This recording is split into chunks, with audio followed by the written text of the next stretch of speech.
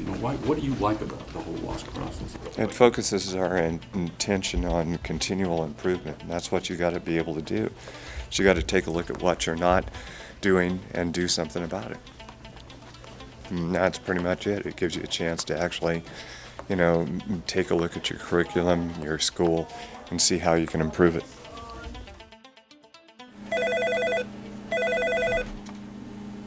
Tulelake High School, this is Kay. May I help you?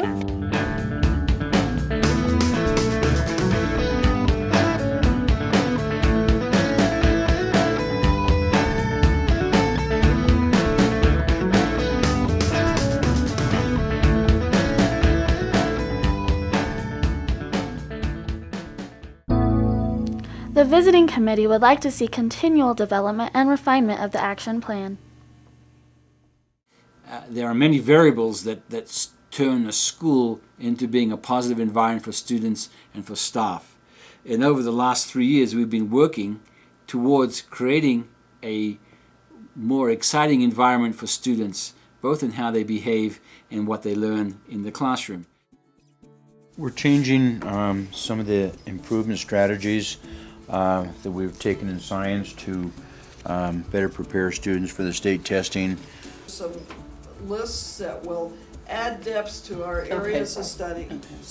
ELT, we do both English and math. Reading that we feel a specific need for us. In terms of like actually some framework changes, the way that they address social studies and science. We have made progress and we are addressing specifically some major concerns that we had.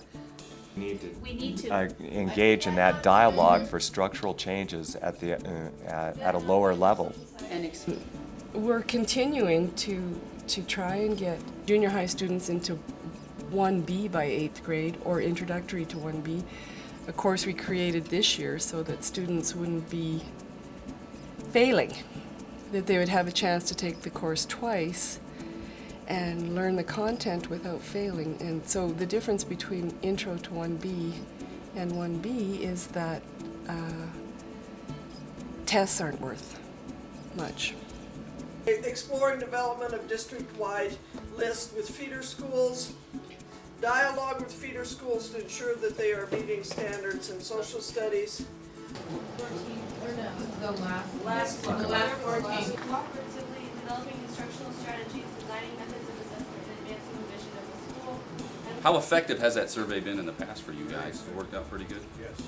We've utilized it not only to track our students, but to find out what they have been doing. Because we're all in the same Yes. PLC. And it's got to be simple. With the PE folks, they do have some specialized software that they can utilize for tracking that. And we have to keep in mind what our purpose is.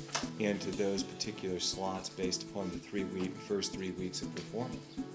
I was just thinking, I like King's idea of breaking up into high school and junior high. Once we get going with students. I think we need to know the numbers. Right. How many students do we need in those classes so that we know how we can break them up? Okay, that's what I, raise your hand if you like it. All right. I actually thought that this was a valuable statement. And what are we committed to doing? This is what we're going to do. And with the power that we have within our modeling, we will be able to bring them with us. We began to take a look at all the different components of our improvement plan and what we had to do to change the high school. As we were going through that plan, one of the most important things we noticed was, as a result of that, was the attendance at the school was really, really poor. So that was one of the areas that the staff took a look at and wanted the district to change our attendance policies and change our emphasis for the following school year. We adopted our new policy, which doesn't permit students to be out of school without us having a secretarial check. We check our tardies morning and afternoon. We have set up a new SAB, Student Attendance Review Board, with Siskiyou County Office of Ed, and with that, we're beginning to track our students much more diligently than we have done in the past.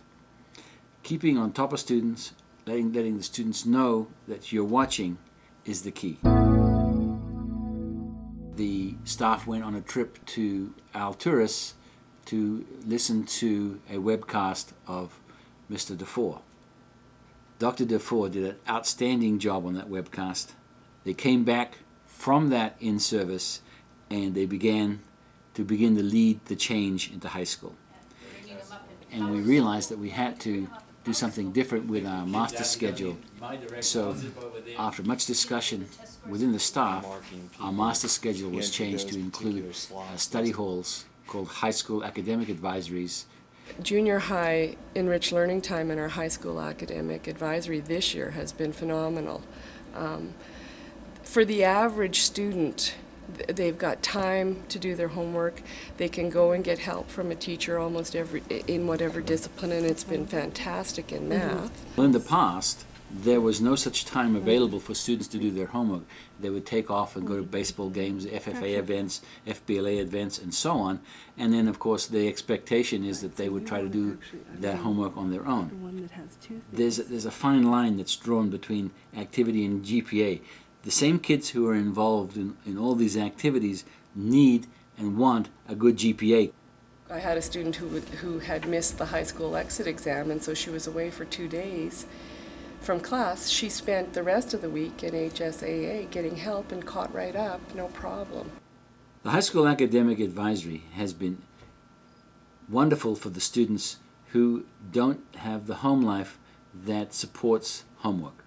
And so what we've seen is a great improvement in our socioeconomically disadvantaged students in their ability to get their homework done turned in on time.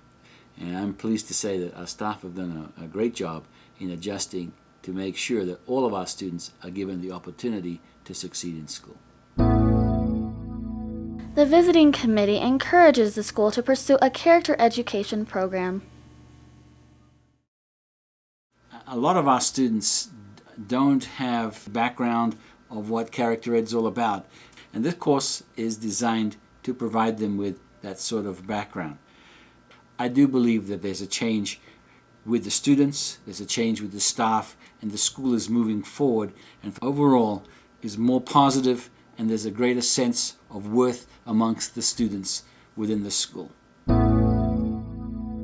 The Visiting Committee recommends that the superintendent and the board review the calendar. And this was brought up to the school board several years ago, and there was a discussion with members from the community who came, and there was concern that this would impact all areas of the curriculum. There was some concern that our students who are involved in sports would be impacted. There was some concern that we would impact those who work on the farms in the summer.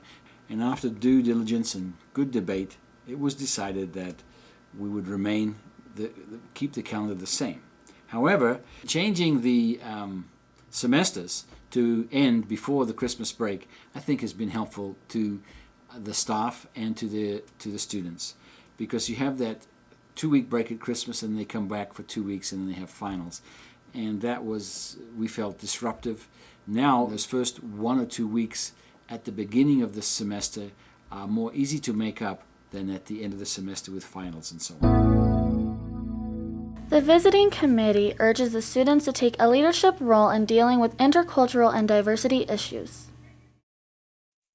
The immigrants held a national boycott, general strikes, rallies, and symbolic actions in order to demand necessary rights for all immigrants. The law that is in the Congress is called the H.R. 4437. It is a law that if you are illegal in the U.S., it will be a crime and you can be punished for a year in prison. If you have been in the United States for more than 5 years and prove that you have been working with a clean record, you can apply to get a green card. Tulelake, California was one of those towns who participated in making history. The principal, Mr. Figgis, gave the students permission to go, but students had to be back at school at 2 p.m. So it can guide us back to the school. And we'd like to thank everybody for coming out and supporting us and in a way protesting and doing this the right way. Trying to talk to people, and that's the goal. Firme aquí. Firme aquí. Por favor. Okay, let's talk about Miguel being a hard worker. Miguel trabaja. Miguel trabaja. J is an H sound in Spanish, if you want to mark that down. Trabaja muy duro. Muy duro. En mi clase. En mi clase. Me gusta tener Lea en mi clase. Gracias. De nada. The Beaumont grant provides the district with 30 laptop computers placed in carts. A printer for each cart, 6 Kodak EasyShare digital cameras, 3 per cart, and wireless access points so that we can go ahead, put these in a classroom. Students will be able to take them out of the cart, take them to their desk. And these are available for the community members as well as students to use during the day and take home on a daily basis. This is another very exciting component to our technology in the school district. We have many students in our school system who are socioeconomically disadvantaged.